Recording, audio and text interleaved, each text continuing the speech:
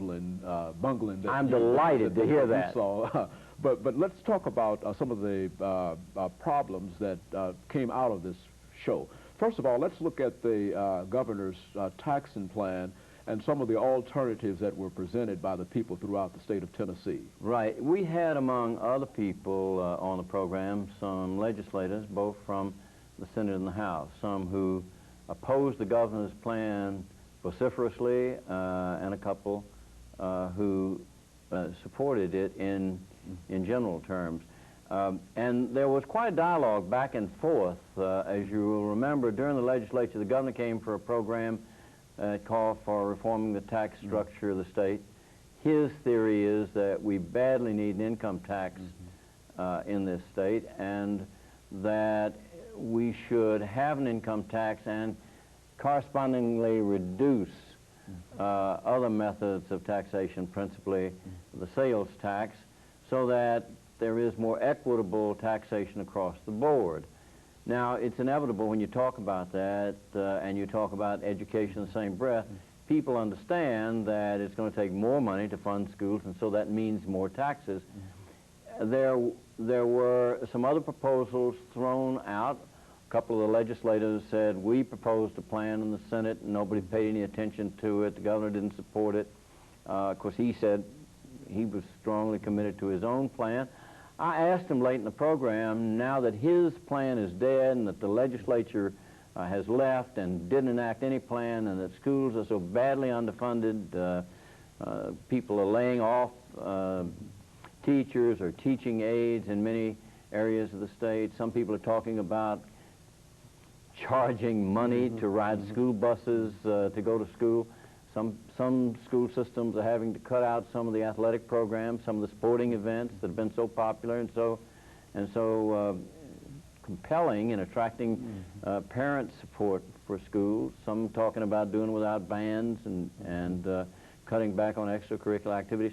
You know, the schools are in bad shape. If there was a criticism of the program, I thought it was that most people in the studio and most of the people in the audience did favor quality education despite increased costs. There was quite clearly a majority and a substantial majority of the panelists and those in the audience who favored that. It was my job, I felt, to make sure that the alternative positions were heard, that the senators who had other plans and the legislators who thought otherwise had an opportunity to speak, and we made sure that they did. And that the President of the Conservative Union, who's totally against any taxation, had a chance to speak. Even the issue of vouchers, which is not a burning issue in Tennessee right now, was raised late in the program by me, primarily because I thought it's been part of the dialogue and needed to be brought out. Why don't you say something about vouchers? Exactly. Well, here's the and I should say before I go on too far, I don't want to fly under false colors. I am an editorialist. I have expressed opinions in the newspaper about these matters.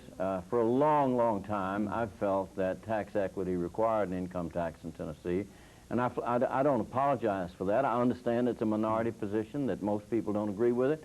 But I believe that if we look at it long enough and carefully enough, that more and more people will understand that we just can't go on raising the sales tax forever. And also, I've taken a position against vouchers. I wanted it raised because people on the other side deserve to be heard on this subject. But the voucher one program would provide that a parent, rather than having to send a child to the public school, would be given an amount of money by the federal government or maybe by the state government, and that parent could then choose to send the child to a private school. Now, in my judgment, that program would wreck the public school system, and I think that the public school system, although I am not a product of it, I think the public school system has been the mainstay of the strength of this country, and I think it would be a tragic mistake to go forward with that program. Now, those who are on the other side say that a voucher system would create competition and would force public schools to improve. the people I know in public education are striving mightily with limited resources to improve the quality in the schools. And I don't think you need to take money away and give it to private schools in order to make public schools better. I think the answer is to put more resources into public schools and let the great teachers who are there do more with more. So that's the issue of vouchers, and it came up. Another ancillary issue that came up was, why can't we have a lottery in Tennessee? And that issue was raised by a couple of people who telephoned in. And incidentally, I would say there were thousands of calls, well over 3,000 calls by the time we went off the air. And we took a poll, and the people who responded to that poll overwhelmingly stated that they don't think the quality of education is good enough in Tennessee and that it must be better. The poll didn't ask the second question, are you willing to pay to make it better, so we don't know. But I think that it was clear from the people who called in that if you could get a lottery and commit that lottery money to education, it would be worthwhile.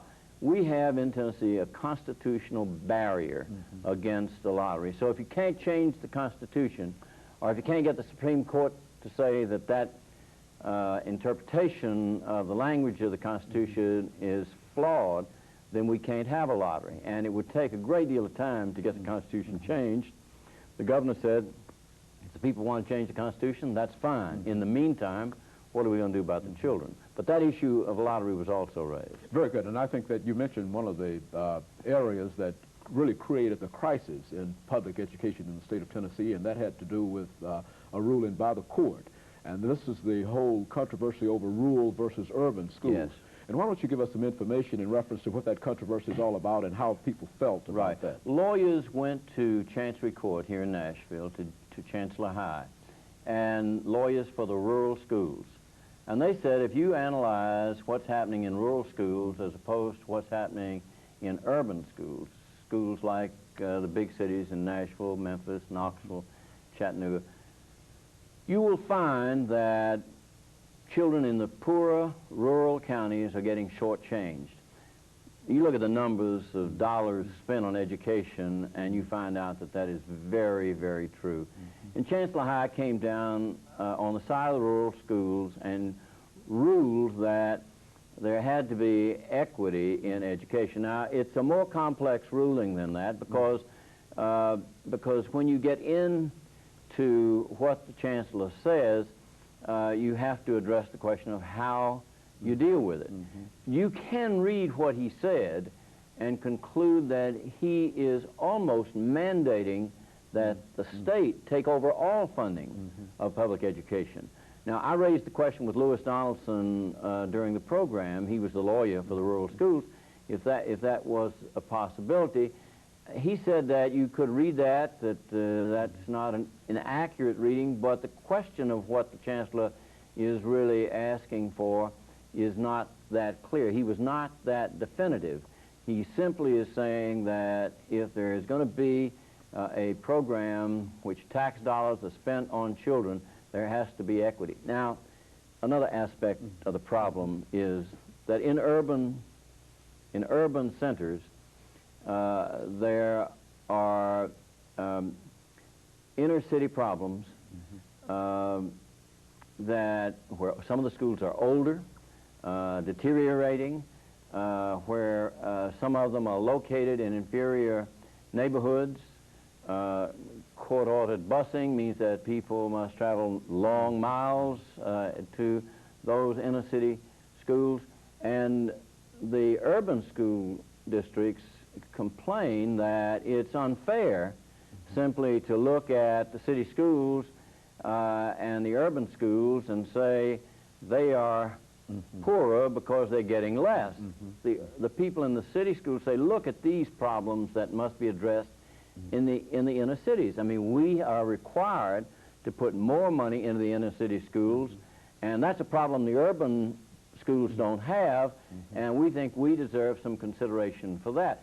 I personally believe that if some of those cities had put more money into the inner city schools, the result would have been that they could have validated that with the chancellor much more effectively. But the chancellor lives here in Nashville, and he sees some of the inner city schools, And, you know, you look at some of them and you know they are inferior in terms of structure and facilities, and so that argument failed. It's going to have to be addressed, though, ultimately, because if you're going to have equity between urban schools and rural schools, you're going to have equity between rural schools, urban schools in higher-end districts, and urban schools in the inner city. So I think it's a stool that stands on 3 legs, not 2, but that has not yet been addressed, but it'll have to be. Very good. As a matter of fact,